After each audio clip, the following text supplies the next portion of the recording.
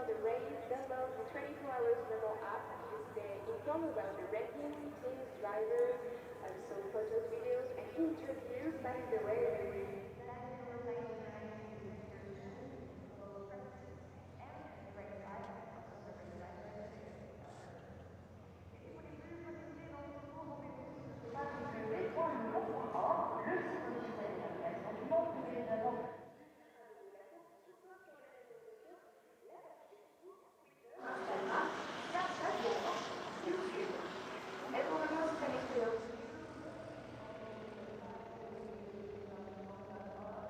follow the race, follow us on social media on Facebook, Twitter, Instagram, Snapchat, and YouTube.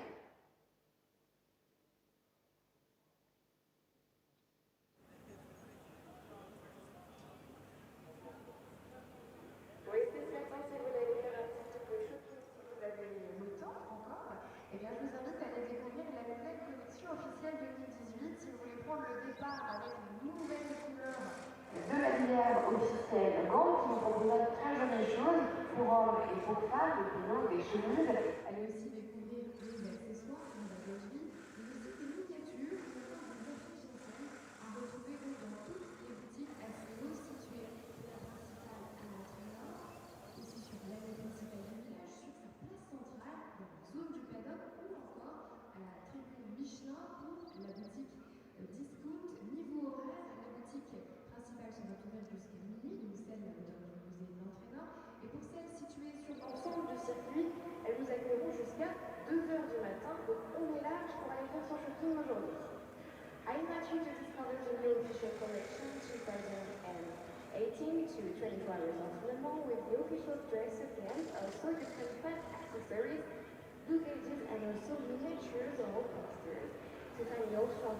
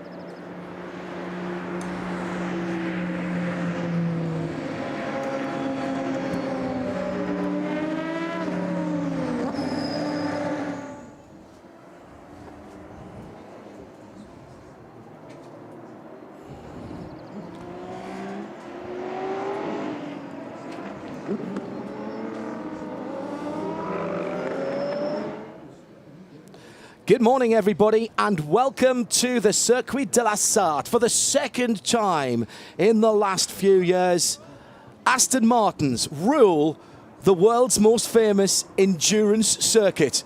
The Aston Martin Festival is almost ready to go, and it's a festival that is packed full with interest from the world's coolest brand. The British manufacturer has stacked full the support paddock with cars from different eras and brand new cars. We're seeing the competition debut of the Aston Martin Vulcan. We're seeing for the first time in public, never mind on a racetrack, the new GT3 and GT4 versions of the Aston Martin V8 Vantage, the new car. At the head of the field, Peter Dumbreck leading the field around with that Vulcan. Jan Struve in second place on the grid in the 59 young driver AMR machine, and then their team car, another young driver entered machine for Aston Martin Racing, with Benny Simonson carrying the number of his much missed brother, who tragically lost his life here with that number on his car 5 years ago this weekend. Very brave, but exactly the way to honour his brother.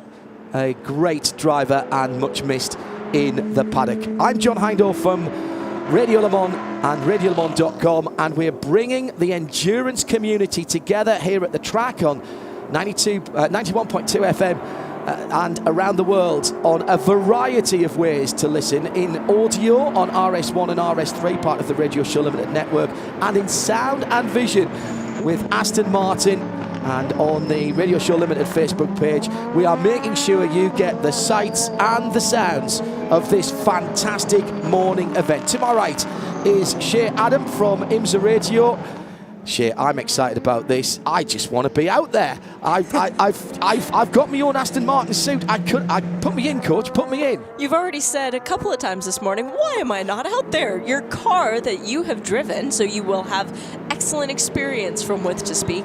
Your car is out there driving around, but those Vulcans at the head of the field, oh my good grief. Be still my beating heart. The camera pictures are stunning. Quick note about the safety car, or the pace car as it is now. This is Red 10, a special Aston Martin that was built to alongside the Red Arrows to benefit the RAF Benevolent Fund, and was won in a raffle, and then immediately by Humphrey, who won that car, immediately effectively donated back for a year to do some fundraising. He's driving it at the moment at the head of the field. A fantastic piece of kit.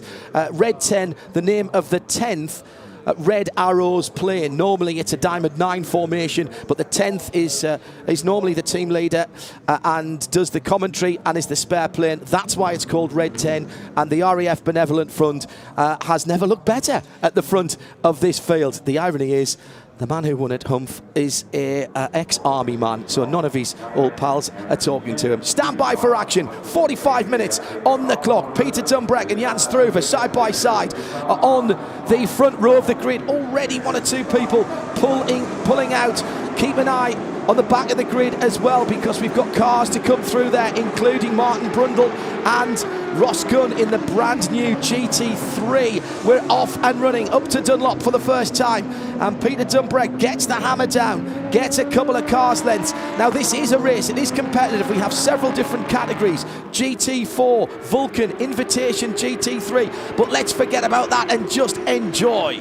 37 cars taking the start of this race, so we have plenty of action to watch for, but as John rightly said, it will be Ross Gunn who gets the best start out of anyone.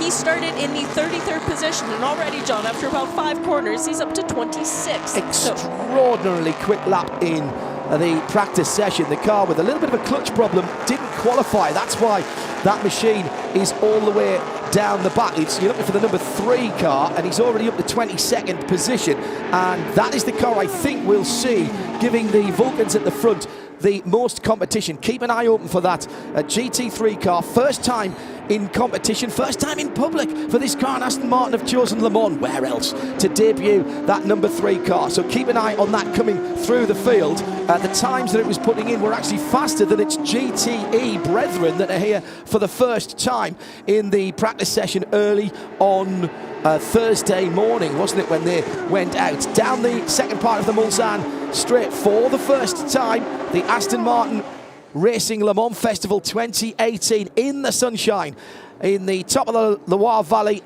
This is a great way to kick off race day morning. 2 of the GT4 cars not making it through the first chicane. They decided to take evasive action going through the tires. That was the car number 61 and car number... John, what's going on there? Ross Gunn. Ross Gunn carving his way through in the number 3 with the bright lime accents on this car. Now get used to seeing these cars because they will be in customer hands in the, we hope, the early part of next season. And Ross is absolutely on a tear. Started 33rd, up to 11th.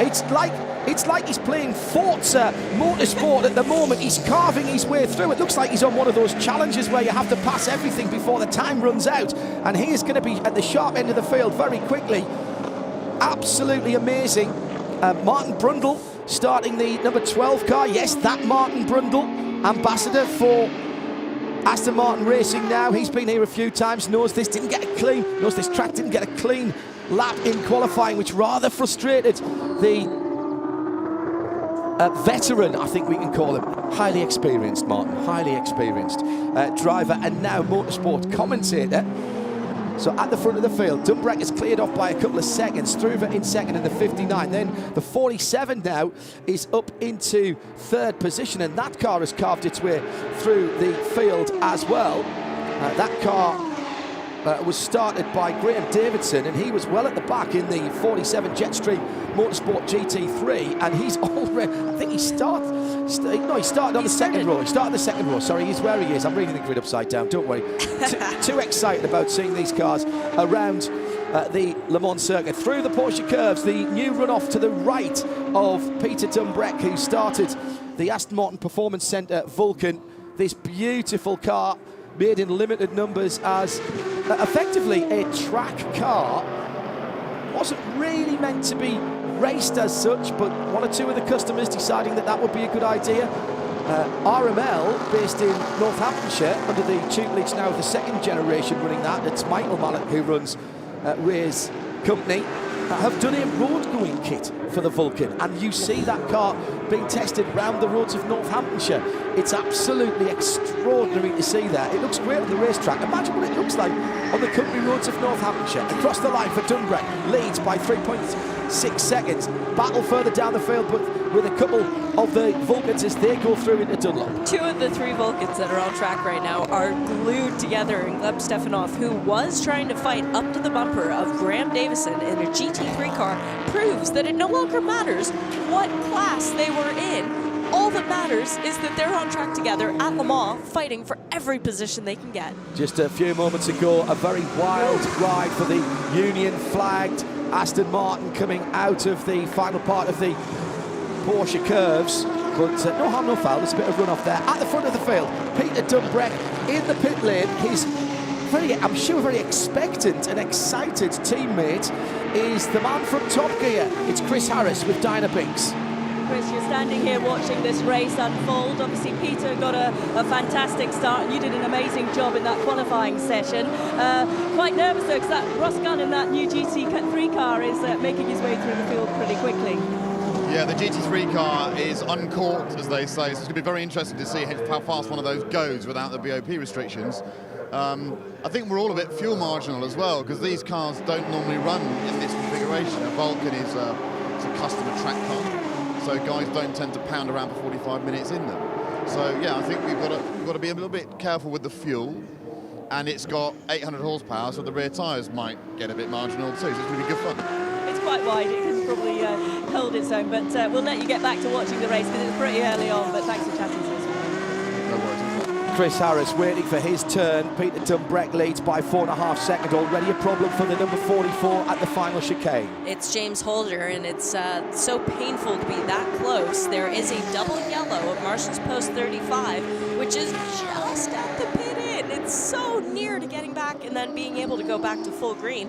But back on track, the two Vulcans are still nose to tail. The 6 is still narrowly ahead of his competitor in the number 8, so it means that Stepanov is still ahead of Miria, or has that changed, John? I think it's changed a couple of times while Chris was talking. There was a bit of and a problem for the 11. Oh, it's not been a great weekend for Mark Farmer. Had a throttle problem that took him off the circuit early in the weekend in the TF Sport car, and I wonder if that is... has he got a tyre? Left front tyre coming out of Tertre Rouge, and immediately pulls out of the way into that right-handed kink. Now, was that induced by contact? Oh. It was. That was going into Tertre Rouge, and the 61 car was the object of that was Jem Littman starting that car, the Academy Motorsport powered machine. I believe that was the same car, John, that a few laps before had to go well off the Correct, track. at Corvette. At Corvette, Yeah, it was, yeah. I say Corvette because it's called Corvette Corner, Corvette Curve.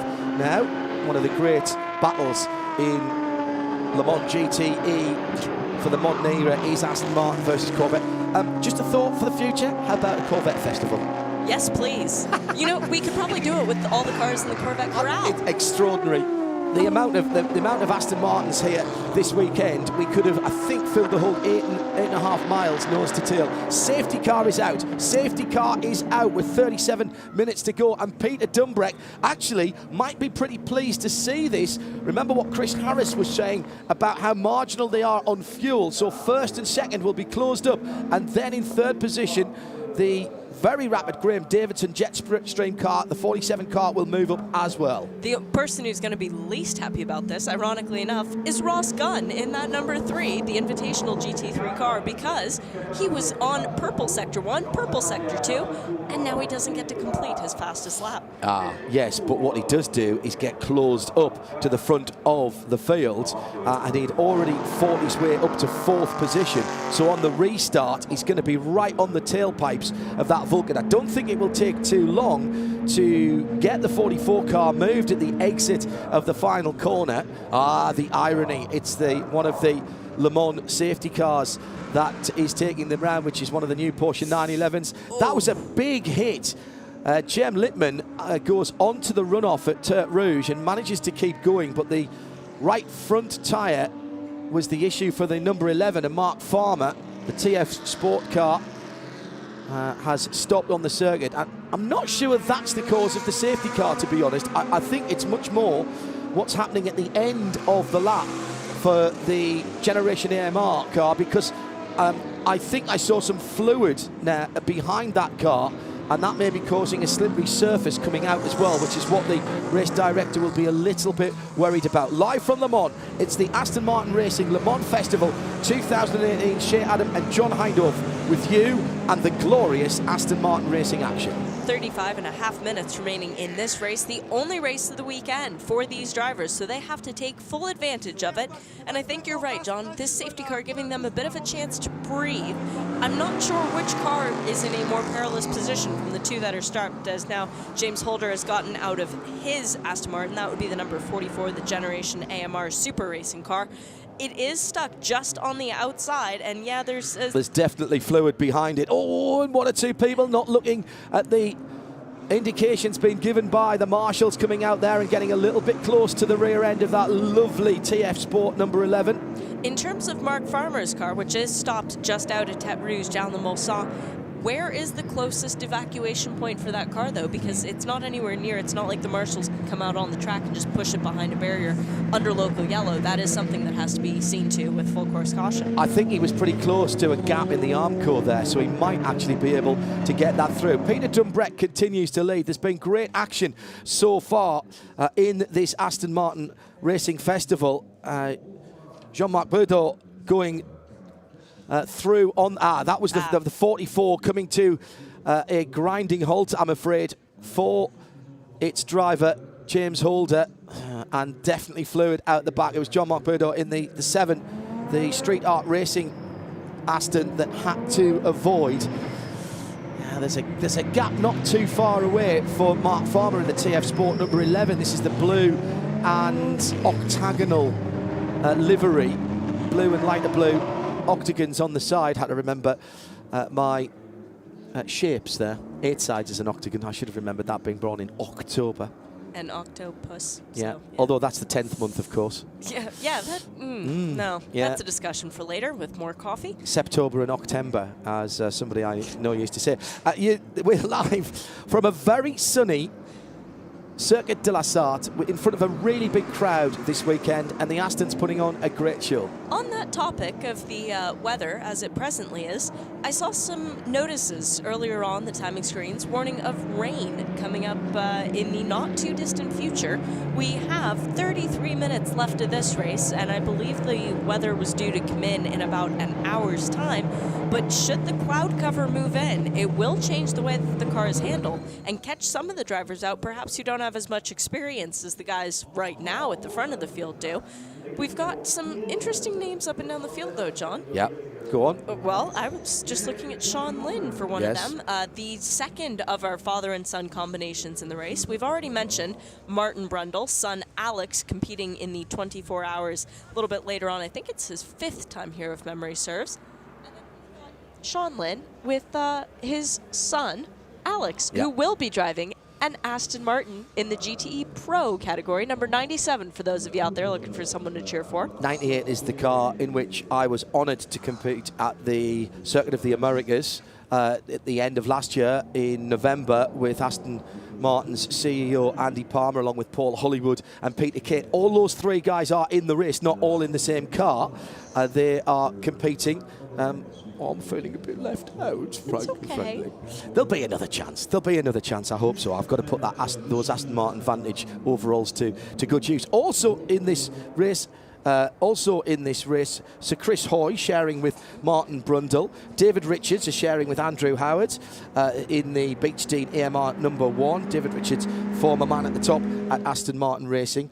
Johnny Morland with Bon Grimes in the Whitebridge AMR. That's the number 15 car. And Bruce Jones can give me some news from the pit lane on the number 60 car. Hello, Bruce. I wasn't expecting to hear you.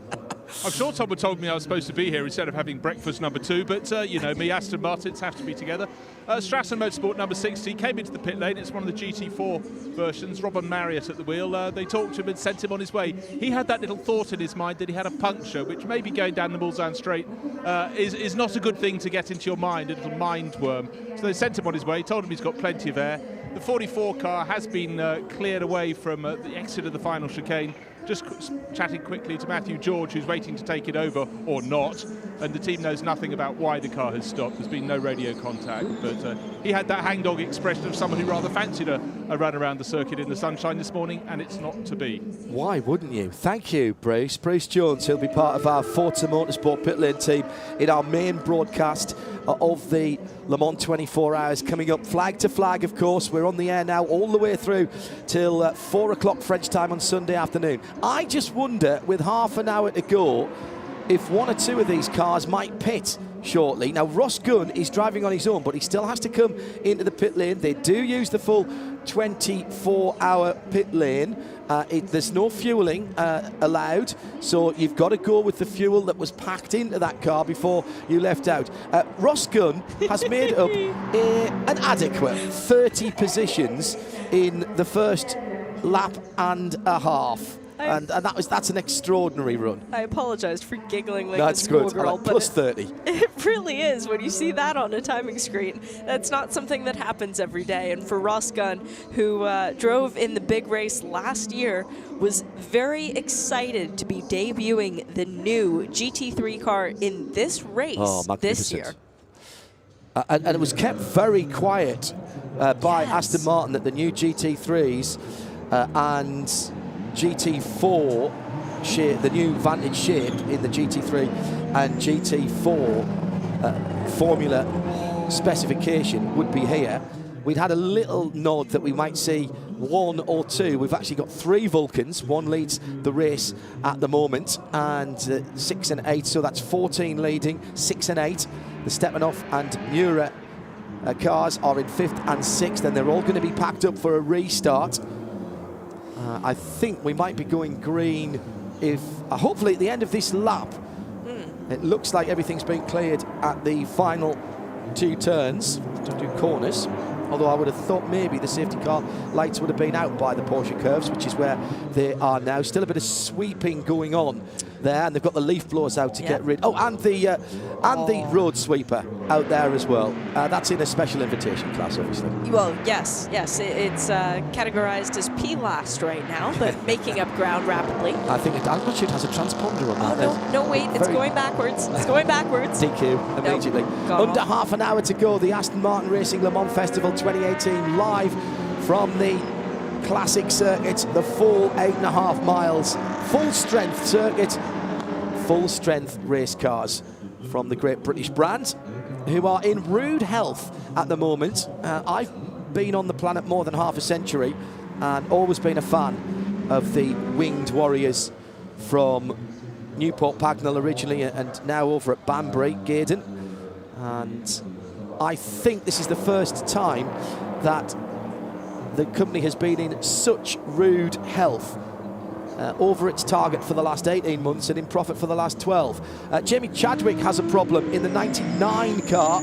This is one of the GT4 machines, and she's sharing that with Paul Hollywood. Paul Hollywood, my teammate, thank you. And here's the pit stops. This is what I wondered if it would happen. Let's nip down to the pits. Diana Binks, first of all, has this report.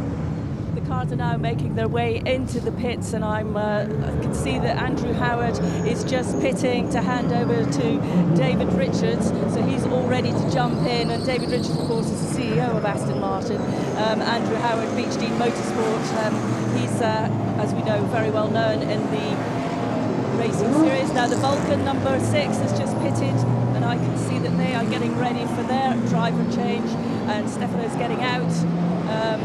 And as I go further down, I can see the number 14, which had some problems the other day, and obviously Peter Dumbrek is out of that, and Chris Harris is jumping in, and Peter's just right next to me, so I may just grab a very quick chat with Peter. Peter, what are conditions like this morning? Track is fantastic, really good shape, really clean, nice and tidy, fantastic weather. So I think a couple of cars just stopped on track and we got the safety car, so it kind of wrecks our strategy a little bit because we're trying to keep far away from Ross Gunn and he's coming very quickly. So anyway, like everyone else, we've had to use this safety car to make the pit stop. So now, does that help you on the fuel? It's strategy-wise, it's the best thing to do. So now it's down to Chris. He's got to fend off Ross. Okay, thanks very much, Peter, as Chris just fires up and gets back out there on track. Diana Binks there, David Richards then hoping to get out here. He's the former man at the head of Aston Martin. It's Andy Palmer, of course, who is in this race as well, who is the current CEO, and he is in the 98 car, which is the car that he drove at. He's driven in that car a few times, actually. Oh, the red light's on at the end of pit lane. Drove that with him at Kota last year. So not quite ready as the number 1 Beach Team car is pushed backwards, but it was pushed backwards, that's fine. And there's now a very expensive queue of racing Aston Martins waiting at pit out, not stopping. The 33 car went round, so that car has definitely not stopped. In fact, 33, 64, 91, 7, 10 and 19 have stayed out. They're playing a different strategy here as the flatbed is loading up Mark Farmer's car on the exit of Tertre Rouge. And the drivers of those cars are Reynolds, Davison, Archer, Bordeaux, Sanford, and Herman. We should mention, interesting that they have the light on at pit out because it was a clutch issue the other day that stopped Ross Gunn from qualifying. Is that going to rear its ugly head again? Hopefully he's put it into neutral. Just out of the Red River car, Johnny Molan about to join the race. Oh, sorry, I thought we were going to be able to speak to Bond Grimes just a moment or two ago, but he's had to disappear. We can speak to Johnny Molan out of that same car. Bruce Jones. Right. Go ahead, Bruce. Just going to listen to Johnny Molan's very, very busy at the moment. I thought he was driving one of the cars, but with his Red River Sport overalls, he's A little concerned about that red light at the end of the pit lane when I can grab his attention, because one of his cars, thumbs up, it's okay, let's grab, it's gone green, so the car's released.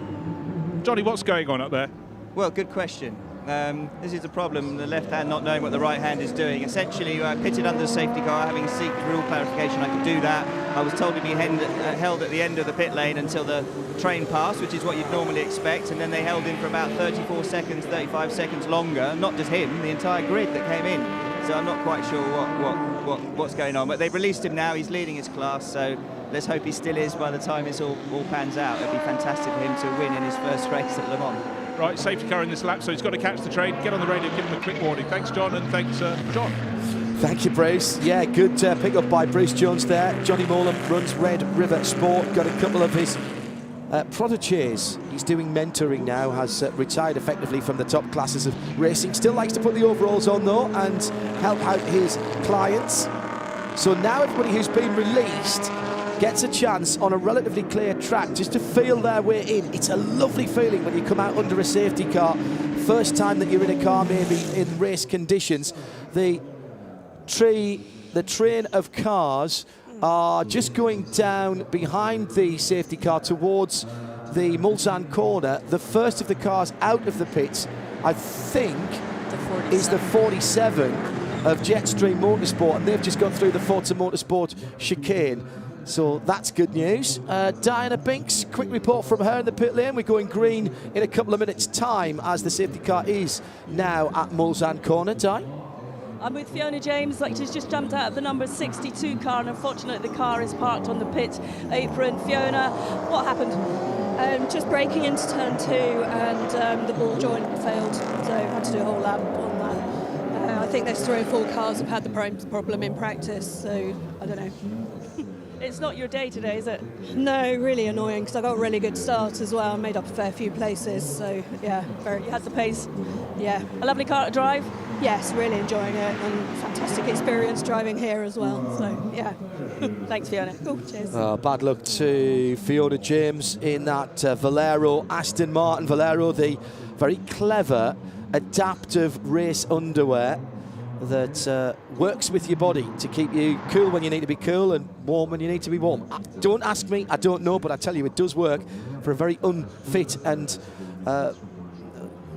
unfit driver like myself who doesn't do that drive. An occasional driver. Made a huge difference in the heat of Texas when I was driving there last year. So race tested by Hindhoff. I'm not sure it could go on the advert for that, but it is very good indeed, and doing 105 minute stints in the heat of the day with no water in the car, because I don't like drinking in the car. I felt fresh as a daisy when I got out of that car. So sad to say Fiona's day is over early. The train doing its best, following behind the 47 car of Graham Davidson, who's driving on his own but still had to make the mandatory pit stop with just under 21 minutes to go, and they are catching up. The safety car lights are out as they come out of Arnage, and Graham Davidson swerving left and right here. It's going to be a very mixed up look to the restart here, and remember the top 6 cars down to Aston Martin Belgium, the 19 car.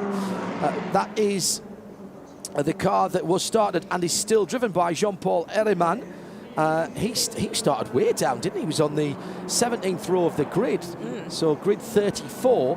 He is in 6th position, but none of those top 6 cars have pitted yet. So the decision now is, do you come in immediately that you go green, or do you get on it and hope for another safety car in the last 20 minutes? Well, the car that's leading, the number 33 ARB Motorsports car, Marcus Lungstrauss is waiting to get in behind the wheel of that one. So Joshua Reynolds will be handing over to somebody else. If I am his co-driver, I am begging him to come in. It's half time. I want my go. There's only 20 minutes left. Yeah, exactly. Let's go. Let's go. I want a fair share. Yeah, I'm not entirely sure how many of the 6 cars who didn't pit won't come in. Yeah, exactly. So under 20 minutes to go now through the end of the Porsche curves. The tribune's in sight now from pretty much the second corner of the Porsche curves. I was out there yesterday doing some filming, and it's amazing how much you can see from there, which means from the top of the ACO Tribune, where our old commentary box used to be, we could see from the first part, we would be able to see with a pair of binoculars the entrance to the Porsche curves. Extraordinary. And in come 1, 2, 3, 4 5, 6, all of the head of the field, all of the cars that have not stopped are in the pit lane. I reckon that means that the 47 could lead this across the line. In fact, no, there's a 68 in front of that as well, and the Miura car. The 8 is in front, so let's see how they come back across the line. Been a bit of a shuffle here. No, it is the 47, the tangerine and white car. I was right the first time, shouldn't have second-guessed myself, so plenty of pit stoppers. As through goes the 47 to lead for a moment, but didn't get scored as the leader because the car's coming into the pit lane, but holds on to the lead, going into Dunlop with one of the Vulcans behind, and that is Chris Harris now. If you've got the timing up, it has changed. Chris Harris is in it, Dumbo is out, and right behind him, Ross Gunn challenging for second place now, round the outside, going down the hill. Oh, it's an amazing overtake from Ross Gunn.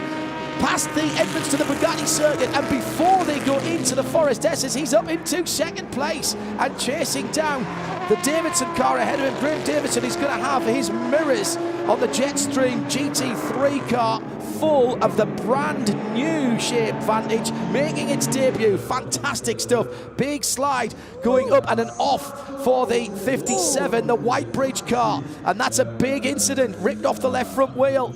He's just overdone it, thought he got the slide. That might come under yellow. Double yellows at the entrance to Dunlop and through into the lead. Ross Gunn, he's come from 33rd to the lead, helped by a little bit of safety car, but my goodness me, what a drive, what a debut for this new GT3 version of the Aston Martin Vantage. Ross Gunn, Aston Martin Racing. It's a name you will need to remember for a very long time. Slow zone number 1 has been activated for Barry McMahon in the number 57 Whitebridge AMR. That was a big hit for the GT4 car. Might take a bit of time to recover because they're going to be back around within 4 minutes. That might be holding that on a slow zone. Yes, slow zone comes out from race control.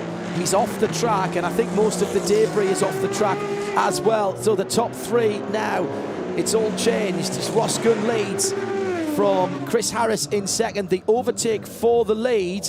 Ross Gunn dragging up behind Graham Davidson and powering through. Distinctively different, the look of the two cars. The new Vantage, categorised by Aston Martin and Andy Palmer, the CEO of Aston Martin, as their hunter, has to look distinctively different from all of the other cars. He said, my mum's got to be able to tell it apart from a DB11, and my mum's in her 70s or 80s, I can't remember what he said, sorry, Mrs. Palmer.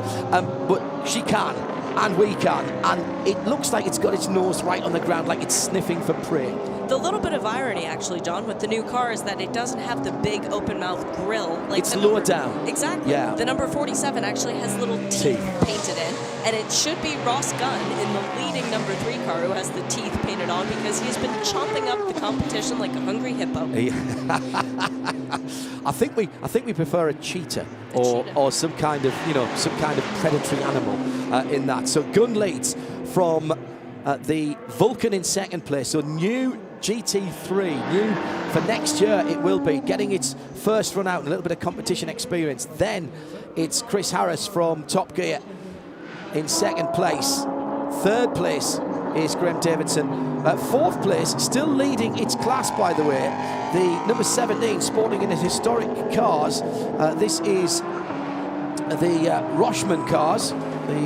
It was Dieter family who started, correct. So it would now be Dominic correct. who took over after the pit stop. D. Rochman. All we have to say is D. Rochman. Exactly. That is the one on the timing screen that doesn't change, in fairness, even if we had the transponders for each driver. Battles all the way down the field with JM Littman, who was involved in that accident with the 11 of Mark Farmer. Now, has JM got out now? Rick yes, he Breukers, has. Rick Breukers goes through.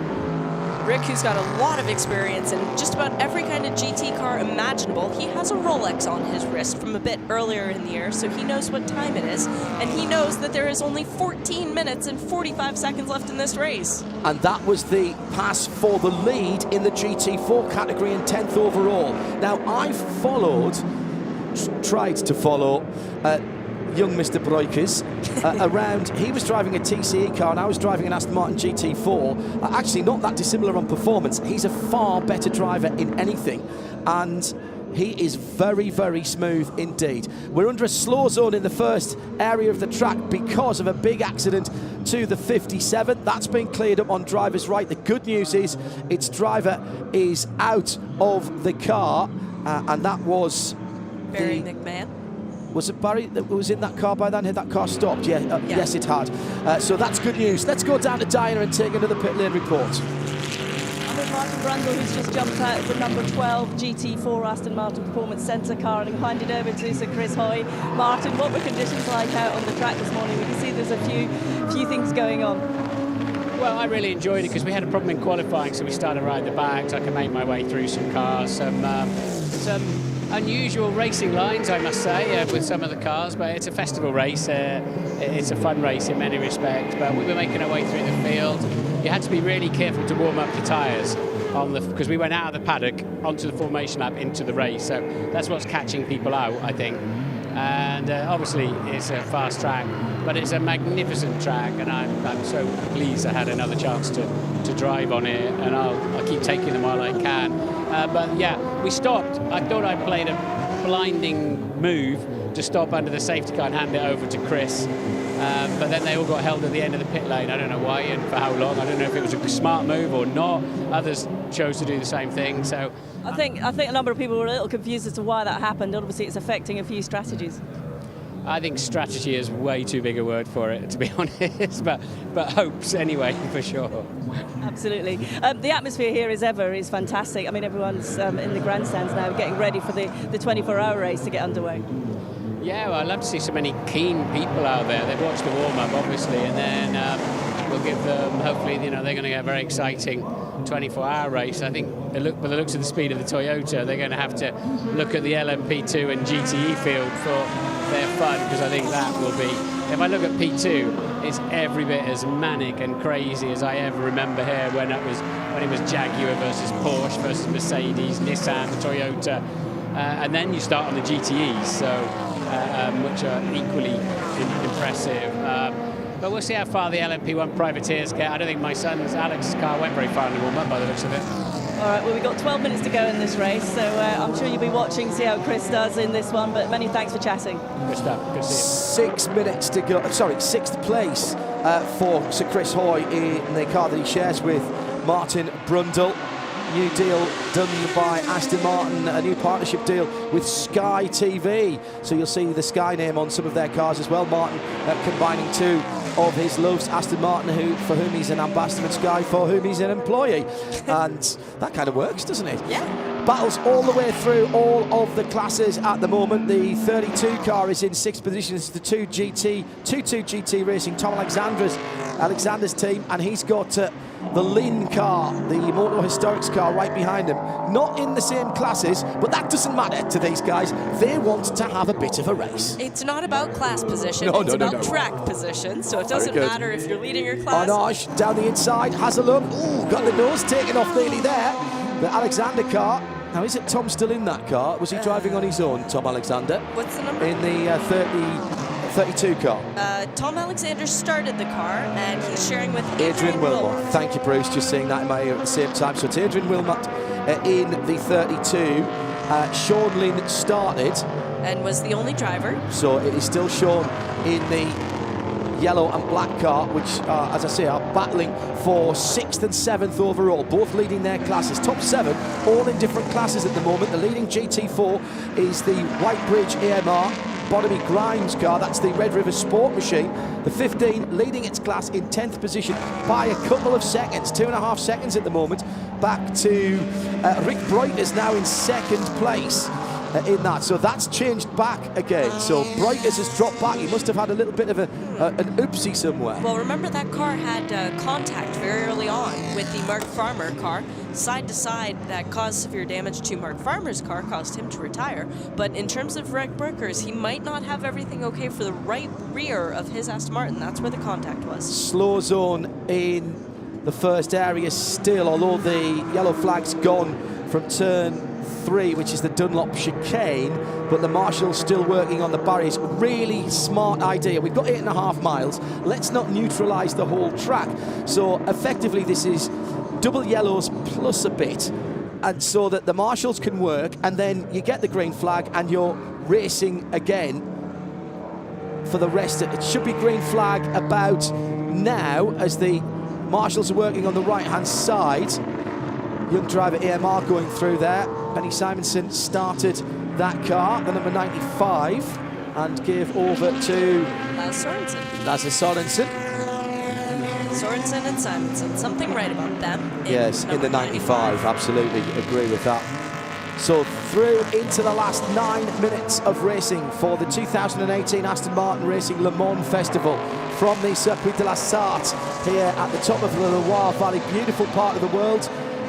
Ever get a chance to visit here, whether or not there's a motor race on, some great scenery, some fabulous wines. Local Chinon, which is the Cabernet Franc grape, and the Sommer. Very good indeed. Some nice little boutique vineyards around here where you can pick up some bottles very pleasantly indeed. The French in this part of the world like to drink their Chinon slightly chilled, and there might be just a little glass of something, for Ross Gunn at the end of this, because he's driving perfectly. Whilst the 47 car is heading in third position, Graham Davidson, let's pop down to the pits and have a quick word with J.M. Lippmann, who had that incident with Mark Farmer earlier on, but it looks like Rick Breukers is still keeping that car going. Second place in GT4 at the moment for the 61. Di? JM, you had an incident out there on track, and Rick seems to be behind the wheel and making up places. It's not deterred you too much. Well, we're at Le Mans. I mean, how amazing is that? I don't want to go to big thank yous, but thank you, Aston Martin, and thank you, the ACO, for racing us. And it's just what a privilege to race here. And what an amazing start. I led the start in the GT4 class. The crowd is amazing. But yeah, unfortunately, I got hit by a GT3 into Tete Rouge. I think lucky not to be in the gravel. Managed to restart. We've just taken the lead from last to lead. We had great pit strategy. We were really lucky. So it's wonderful to be here. Thanks, guys. We're P1 at the moment. Let's go. Thanks, JM. Thank you, guys. And literally, as Jay was talking to Diana Binks there, he's absolutely right. Rick Breukers has gone through and taken the lead from Bon Grimes out on the circuit. Just spotted that. Well, hang on a second. No. Now, MB Racing showing in the lead in GT4. That's the Mike Brown, the car that Mike Brown started, the 73, and he's by himself. He's a solo driver. Now, that's 3 cars within a second on the timing screen in 10th, 11th and 12th. No, check that, sorry, the MB Racing cars are GT3. That's just updated on my screen. You heard the hesitancy in my voice there, didn't you? Leading the race overall, the brand new Aston Martin Vantage GT3. What an aggressive looking front end of that car. The traditional Aston grille set much lower down, the twin headlights behind the single glass.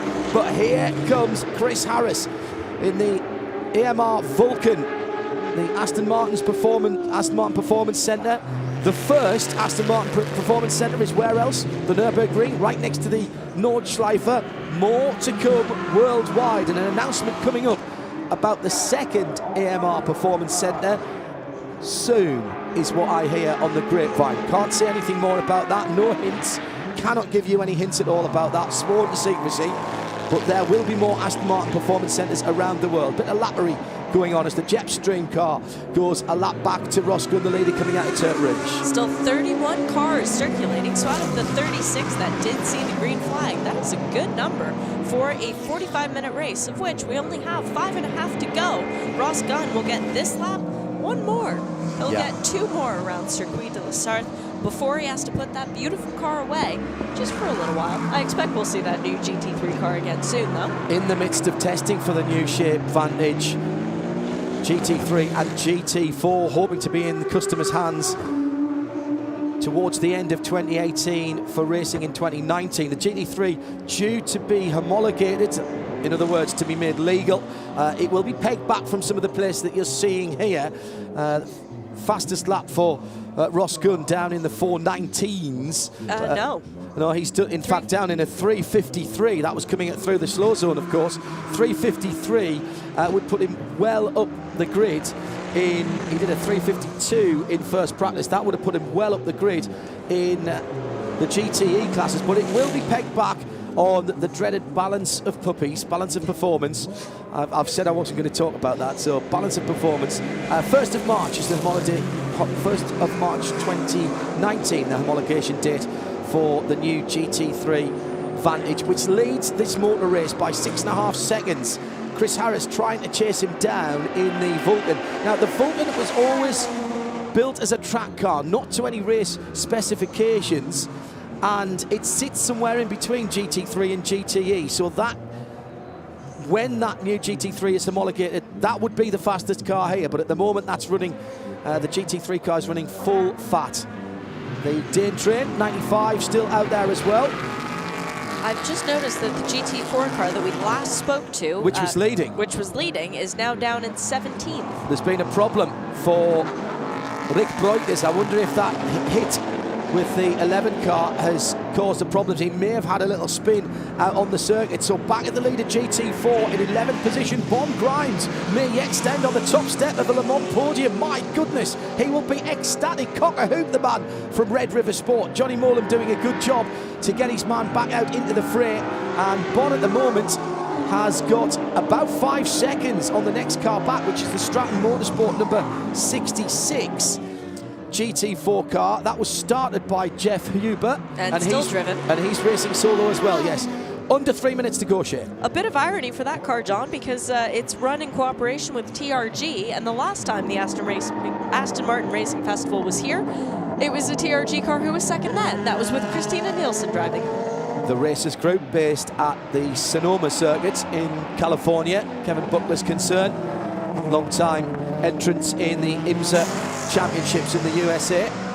So a bit of a battle going on at the moment between the 4th and 5th place cars. The 17 leads the its invitation class. The 22 GT Racing car also leading its class, but again, as Shane mentioned earlier on, as the leader is on his final lap, these guys have still got one to go as they're going into Porsche curb. And the 95 looking down the inside into the first, the left-handers. That's a brave move if that can be pulled off, because that is not a normal overtaking manoeuvre. Sorensen, Lasse Sorensen, is trying to make the move on the 32 car, started by Tom Alexander, and now with Adrian Wilmot behind the wheel. So Wilmot and Sorensen battling for position. Gosh, that was very, very bold, and I'm glad that Sorensen decided to back out of that, because it would have ended in tears. Oh my. And another look up the inside. Big by the 95 car. That was very squirrely indeed. How did he hold on to that coming into the final set of corners right in front of the packed grandstand, who are lapping up this race? Final lap for these two guys. The head of the field, Ross Gunn, is now 10 seconds up the road. Chris Harris is not catching him. Ross Gunn goes through the Forza Motorsport chicane, which is the first chicane on the ligne droite en arrière. Is what most of us Brits call the Mulsanne Straight. This battle now has traffic ahead of it. This is the battle for 5th and 6th position. Going through past the number 7, the Bordeaux car, the Street Art Racing Machine. But honestly, John, Wilmot and Sorensen don't care what position the battle is for. They are racing Aston Martins at Le Mans. Oh, there's a bit of smoke in the air down towards the Forza Motorsport chicane, and there's been a coming together, an expensive one too. It's the 97's gone into one of the Vulcans. That's the Miura and Nakano car. And where did that happen? Was that at Tertre Rouge as well? No, the 47's just had an incident with one of the bollards. Wow, what an incident-packed race for the 47, and that looks like bodywork pushed onto the front left of the car, and that's why that was Graham Davidson who'd come up from the back of the field, come up from the second row of the grid, and he was leading his class in GT3. He is going to give that over, I think, to the 73 of MB Racing, and it was the 8 Vulcan that had the incident at Mulsanne Corner. It was, and the he spun on his own, the 8 car, and then coming round behind 2 GT4s, one of which I think was driven by Marek Reitman, the designer of Aston Martin, who's a bit of a quality racer himself. Very much so, and it looked like Sean Lynn actually was the first car on the scene, and then managed to not hit anybody, get back out of the way before the other cars started to arrive to the situation as well. But Ross Gunn does not care about what's happening behind him. He has less than a third of the track to go, and now a leisurely drive from the Indianapolis complex into the Porsche corners. He's got to be enjoying this whole thing. Sunshine, clear track ahead, a brand new Aston Martin that you're sitting in, and loads of power under your right foot as you head into one of the most awesome sections of racetrack anywhere in the world. Just when you think it's all over at Le Mans and you're coming to towards the end of the 8.5 miles, then the Porsche curves pop up and this twisty section of track that tests man and machine to the absolute limit at the brand new Vantage GT3, the new for 2018 street car, which will become a GT3 race car in 2019. Debuted to the public here, raced for the first time here, and will take its first race victory in the Aston Martin Racing Le Mans Festival for 2018. Ross Gunn from 33rd to the top step of the podium and wins it here at Le Mans. What a show. We knew that we were going to see something special when that number 3 car was lined up toward the back of the grid. We didn't know it was going to be that good, John. It was 11 cars in about the first 2 corners, or so it seemed, possibly about 7 corners. But the rest of the competition now crossing the line, 18 seconds between Ross Gunn and the Vulcan of Peter Dumbreck and Chris Harris. And the last lap was the fastest lap, a 3:52.179 for Ross Gunn, as the car was getting lighter towards the end of its fuel run. Through goes the Peter Dumbreck, and Chris Harris sees the checkered flag in that number 14 car. It should be the Simonsen and Sorensen car coming through. Yes, it is Sorensen, yep. Coming through in 3rd position, but they're a long way back, and they've still got the Rochman car right in their tracks at the moment. Lap cars in between them, coming down into the final corner. It looks like the 95's gone through. Yes, it has, and it will win its category and be 3rd on the overall podium. Benny Simonsen is on the overall podium in the 95 car. Oh, that is just brilliant. Absolutely brilliant. Then the Rochman car, the 2 D Rochmans. Dominic and Dieter. Next up should be the 47. Don't think so, though, John, because remember that tire smoke coming out from hitting the bollard was causing a lot of issue. And I'm hearing that Breukers hasn't dropped all the way down and is still 2nd in GT4. Transponder problems there. Ooh. But it looks like Bon Grimes is going to win. We'll try and see that 73 car across the finish line, because that will be the win in the biggest class, the GT4 category, for Bon Grimes in probably round about 11th position. 24 GT4 cars in that what category. What a result for Bon Grimes. Oh, my goodness. And Johnny Morlam, who started the car. Bruce Jones is down in the pit lane and can see the finish line, which I can't at the moment, Bruce. Keep an eye open for the 15 coming through. Let's have a quick word with Johnny Morlam. Diana is down with the Red River Sport Patron.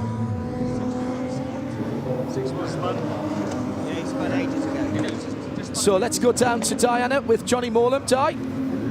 Hello, Di. Hello, yes, I am with Johnny. Johnny, a great, you must be very happy today. No, he's talking to Bon Grimes on the intercom radio at the moment. There is obviously just a little bit of confusion here at the finish, I think. But Johnny's having to brush off, so I'm not able to talk to him right now. Coming to the final corner now, Bon Grimes. The 47 of Graham Davidson did get to the line with that problem with the left front. He dropped down to 5th position. So that's why Simonsen and Rochman were battling for the final overall podium. Here's Grimes. Oh! He's just done it. Bon Grimes has just gone through, but right on his tail. They were almost overlapping on the line. It was Rick Breukers has charged back after a spin in the middle of the race, and Johnny Morlam is a class winner at Le Mans. John, I'm with Johnny now. Sorry, there was a little bit of confusion because he hadn't crossed the line at that point when I tried to speak to Johnny, so it was obviously difficult. Johnny, you must be absolutely delighted with the performance here today. Yeah, I'm very, very pleased. He only won by 0.167. That's why I couldn't talk to you at that point, because I was giving him a lot of countdowns there. So he did really, really well. Can't believe lucky so-and-so wins his first ever race at Le Mans, so that's better than I ever did, so fantastic. Well, your coaching's helped. Yeah, I hope so. I mean, it's brilliant. Bond's done so well since we started 2 years ago, and I'm really pleased with him. Now he's going to do it all again in the Road to Le Mans race later with Ivor Dunbar. What was his feedback to you over the intercom as he crossed the line? Sorry? What was his feedback to you as he crossed the line? I haven't had any feedback yet at all. Thanks, Johnny. That's because he's still trying to get it through his head that his first race at Le Mans he's just won. Bit of work for the marshals after Graham Davidson took out one of the markers at the outside of Turk Rouge that pushed the bodywork onto the left front tyre, but he did get that car home to win its class. And the reason that he was able to continue around is because once he got on the Mulsanne, after we saw that giant plume of white smoke, got a replay and was able to see that there was quite a large chunk of carbon that unwedged itself from the front left and exploded down the front straight. So there will be carbon shards for the marshals to clean up before the next race. Oh, brilliant stuff. And the results have just changed in that the car that crossed the line first, the Ross Gunn car, has been removed from the results. I suspect that that was because it was running as an invitational car. It's just dropped down the end. There were 1 or 2 transponder fights. Ross Gunn definitely crossed the line first in that new number 3 Aston Martin Racing GT3 car. Let's go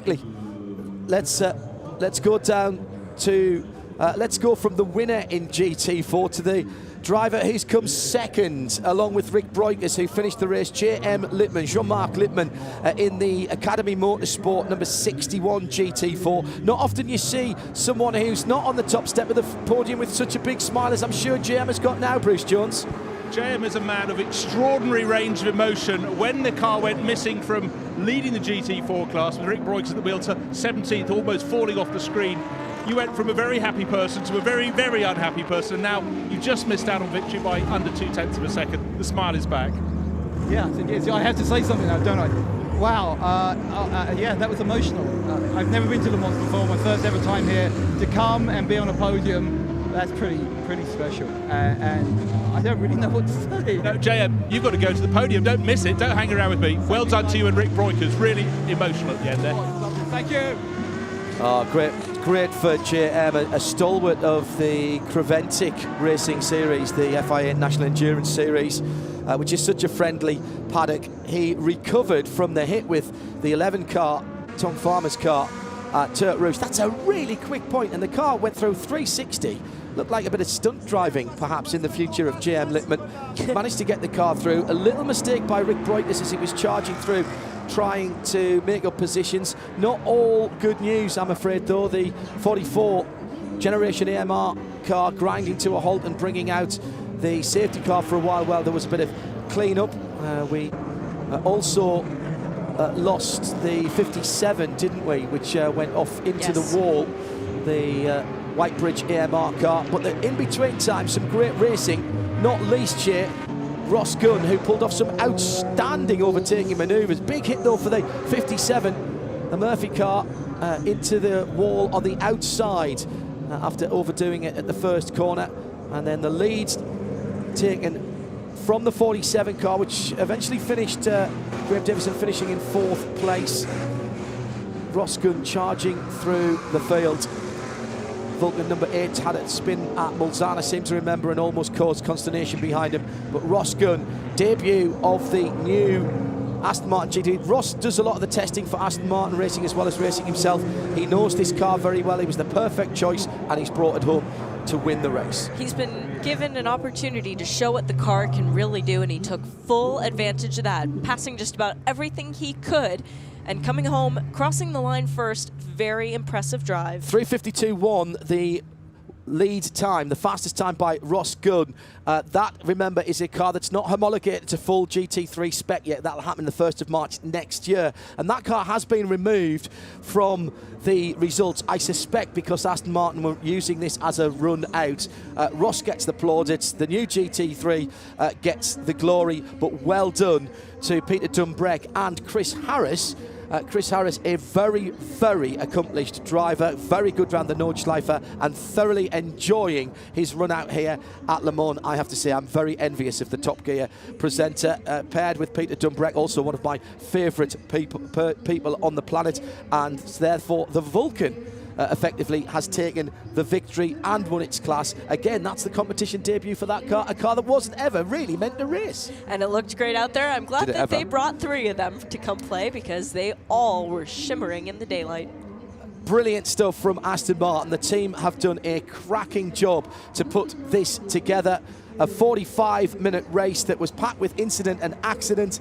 The Aston Martin Racing Le Mans Festival 2018 has seen some brand new machinery as well as some of our favourites, and we wish all of the drivers good luck in their racing exploits for the rest of this year. And what that tells me is that Aston Martin are still very much on the top step. They are pushing forward with the new Vantage GT3 and GT4, and I look forward to seeing those cars in full-time competition in 2018. For all of the Mobil 1 Radio Le Mans team here on duty trackside, I'm John Hindhaugh. Thanks to Shea Adam, Dinah Binks, and also to Bruce Jones. Stay tuned for more as we have the full commentary of the race to come. No rest for us. We're on the air until 4 o'clock Sunday afternoon, but from a very beautiful Saturday morning at the Circuit de la Sarthe. That's it for the Aston Martin Festival for 2018. Bye-bye.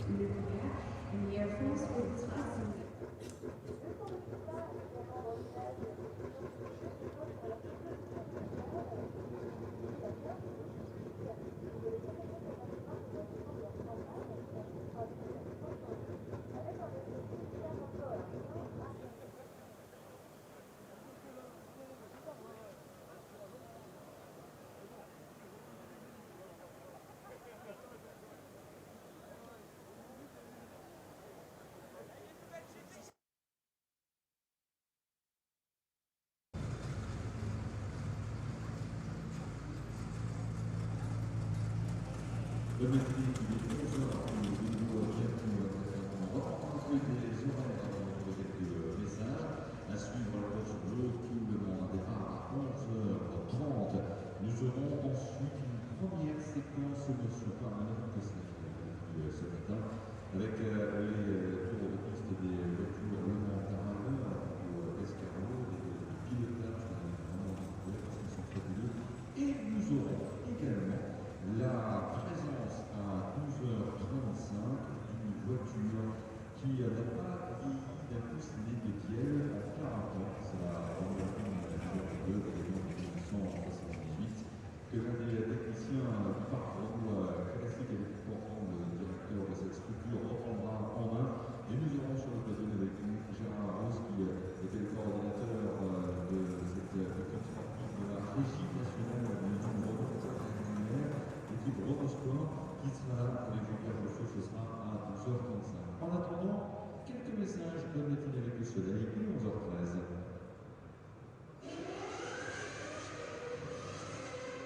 Offrez-vous une part de la légende en boutique officielle. Textile, accessoires, bagagerie, affiches. Pour hommes, femmes ou enfants, mettez-vous aux couleurs des 24 heures du Mans. Découvrez aussi la nouvelle gamme officielle designée par Colt. Foncez dans l'une de nos 8 boutiques sur le circuit, ouvertes tous les week-ends. T'as pas un bon plan pour suivre les 24 heures du Mans en mode VIP? Fais comme moi, deviens membre du club. Et ça me donne quoi? Ça donne des tarifs préférentiels toute l'année, un accès aux espaces privés avec vue sur la piste et en plus, l'offre Racing Auto est valable pour les 24 heures du Mans et le Mans classique. Rendez-vous toute la semaine aux espaces membres sur le circuit. On vous attend. Vous aussi, prenez le volant au karting des 24 heures du Mans. Ouvert toute la semaine de 10h à 20h à 5 minutes du village par la navette numéro 7 ou numéro 9. Restaurant, bar, terrasse panoramique avec vue sur la piste. En famille ou entre amis, fun et sensations garanties.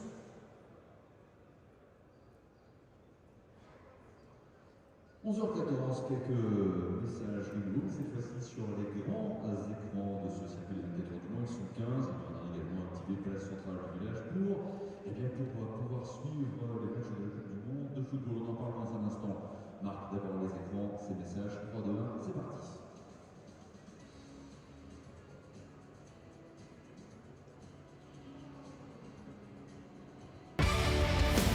Defensive, oh, you know, yeah? Yeah, copy that.